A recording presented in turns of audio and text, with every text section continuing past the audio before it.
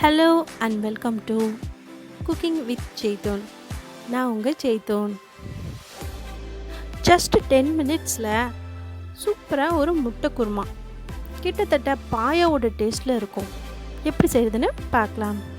பாத்திரத்தை காய வச்சு 2 சின்ன குழிக்கரண்டி குக்கிங் ஆயில் சேர்த்துக்கலாம்.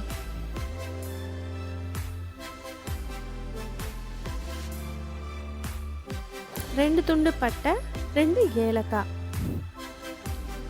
கொஞ்சமாக பெருஞ்சீரகம் தாளிச்சிட்டு, ஒரு பெரிய வெங்காயத்தை நீல வாக்கில் பொடி பொடியாக அரைஞ்சி சேர்த்துடலாம். இந்த வெங்காயம் நல்ல பொன்னிறமாக மாறுற வரைக்கும் வதக்கிக்கலாம்.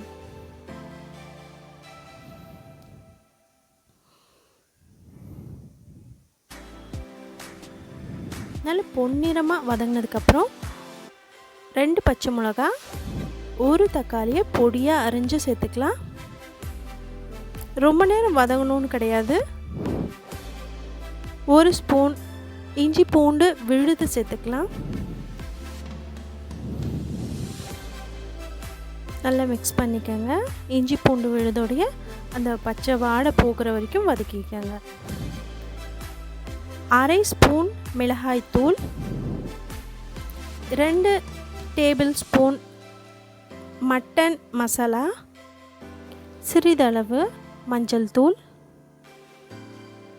ஒரு 1/2 டம்ளர் தண்ணீர் விட்டு மசாலாவை அந்த வெங்காயம் தக்காளி கலவையோடு நல்லா கொஞ்ச நேரம் எண்ணெயில் வதக்கிக்கோங்க.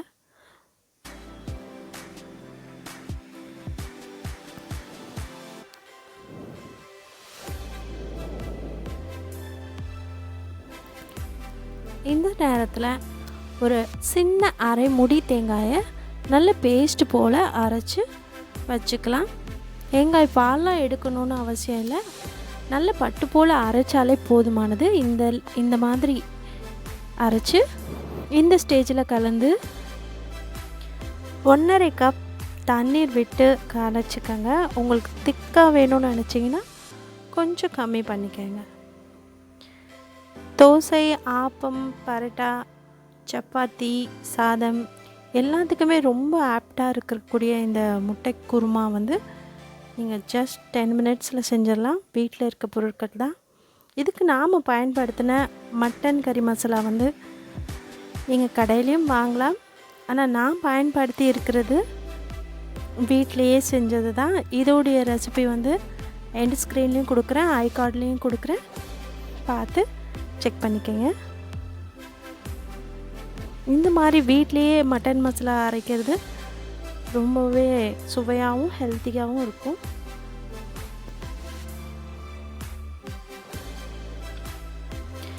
உப்பு செக் பண்ணிக்கோங்க, சரியான அளவு. நான் 1/2 ஸ்பூன் வரைக்கும் சேர்த்துருக்கேன்.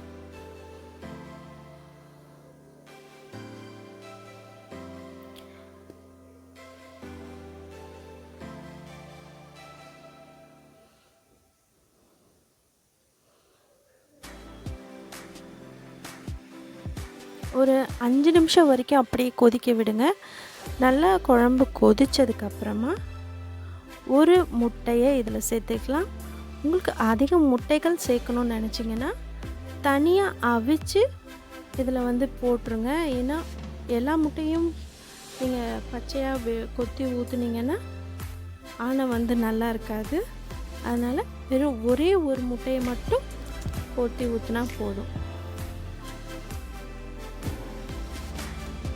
முட்டையை ஊற்றியாச்சு. மூடி போட்டு அடுப்பை ஸ்லிம்மில் வச்சுருங்க. 5 நிமிஷம் கழித்து பார்த்திங்கன்னா இந்த மாதிரி எண்ணெய் பிரிஞ்சு வந்ததுக்கு அப்புறமா இந்த ஸ்டேஜில் 1/2 ஸ்பூன் மிளகை பொடி பண்ணி நம்ம சேர்த்துக்கலாம். பொடியாக நறுக்கிய கொத்தமல்லி இலைகளை சேர்த்துடலாம். சுவையான சமையல் குறிப்புகளுக்கு சேனலை சப்ஸ்கிரைப் பண்ணிக்கோங்க. இந்த சுவையான ரொம்பவே அற்புதமான முட்டை குருமாவை உங்கள் வீட்டில் நீங்கள் ட்ரை பண்ணி எனக்கு கமெண்ட்ஸ் பண்ணுங்கள். பிடிச்சிருந்தால் லைக் பண்ணுங்கள், உங்கள் ஃப்ரெண்ட்ஸுங்களோட ஷேர் பண்ணிக்கோங்க.